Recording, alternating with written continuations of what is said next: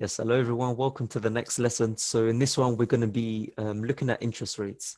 So if you refer back to our introduction and the economic train video, you can refer to interest rates as the brakes of the economy. It's up to the central banks who are the drivers of the economy. It's up to them whether they put brakes on the economy to slow it down or to allow it to speed up as it usually would. So the interest rate is the amount a lender charges a borrower and is a percentage of the principal, the amount loaned. Now, what's the importance of the interest rate? The interest rates are perhaps one of the most important factors in the economy as it heavily influences the movement of money and investments around the internal economy, but also affecting the global economy. So as we know, especially in modern times, the economy is global. It's not just one entity compared to another.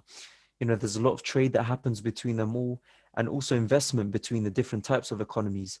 If you've got a large amount of money to invest and you're looking for the best return on your investment, you're going to be not only looking at your domestic currency and what they offer with their assets, but also internationally as well.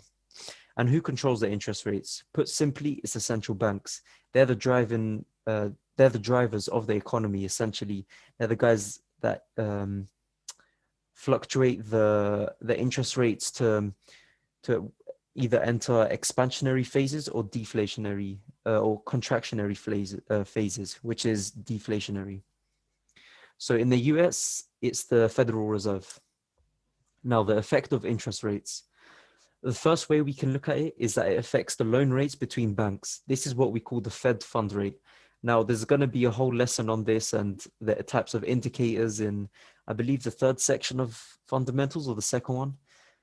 But yeah, this has a great effect on the consumers and the general population because at the end of the day, this is where we're going to get our mortgages. This is where we're going to get our loans for businesses. So of course, that affects stimulation around the economy as well. Then another way to look at it is monetary policies. So it has an adverse effect on the inflation through the introduction of expansionary versus contractionary monetary policies. It's something that we're going to be breaking down in much more depth. But of course, this is just an introduction to everything. And then, of course, like we mentioned previously, it affects investment around the world, particularly when you're looking at the yields on assets like bonds. It's not just going to be the yields on the bond market, but the bond market is very heavily influenced by interest rates, and bonds is what governments actually use to increase their money supply, for example, because essentially they're like loans for them. But yeah, that's it for the effect on interest rates. Now, throughout this course, you're going to understand the direct effects of interest rates on the economy and what it means for the currency pairs that we will trade. Because at the end of the day, understanding fundamentals is all well and good, but how do we actually translate that into our currency pairs and where we see it going? Now, before we get into anything, and just as a precursor to everything that you will learn, understand this concept of interest rates and the direct effect it has.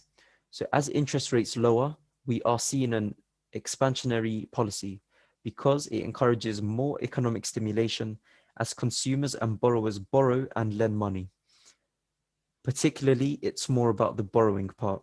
So if you've got a lower interest rate on a loan that you'd like, or a mortgage, for example, you're more encouraged to go out and get that mortgage because you know you have less to pay back, because the higher interest rate means the higher amount you're going to have to pay back on that loan. Therefore, the economy expands due to that economic stimulation. Now, the effect of interest rates has on inflation, exports and imports, global investment. That's everything that we're going to be getting into. So just understand that as interest rates reduced, usually you start to see the currency devalue endogenously. This is a word that perhaps you might have not come across, but what it means is inside the economy. So inside the domestic currency in a way. Because at the end of the day, when it comes to fundamentals, what we're really looking for is a fundamental divergence. What that means is you compare one economy to the next. If you start to see that DXY, for example, or the US dollar is devaluing, but also GBP is devaluing, you might be confused because you've got to understand, okay, which is which is stronger at the moment, even though they're both devaluing. And that's exactly what we call fundamental divergence. You've got to understand the difference between the two economies and which one we can expect to get stronger or weaker. There, in fact, that will lead to you understanding where you see GBP USD going, for example. Now, in the same way that we saw the lesson on GDP, you're going to get the exact same table on interest rates. So again, just go on tradeandeconomics.com. You're going to get all the information there. You can look at the different countries and their economic indicators individually, or you can look at it as part of the data comparison. So this was a screenshot, I believe, from a while ago, but you'll see around the world, especially, there's a lot of countries that have low interest rates. For example, the US at the moment has 0.25%, the United Kingdom 0.1%, France 0%, Italy 0%. As you can see, we're in a time where the economies are trying to expand because of the effects of the pandemic and everything shutting down. Eventually, you need the economy to expand. And what's one of the ways you do that?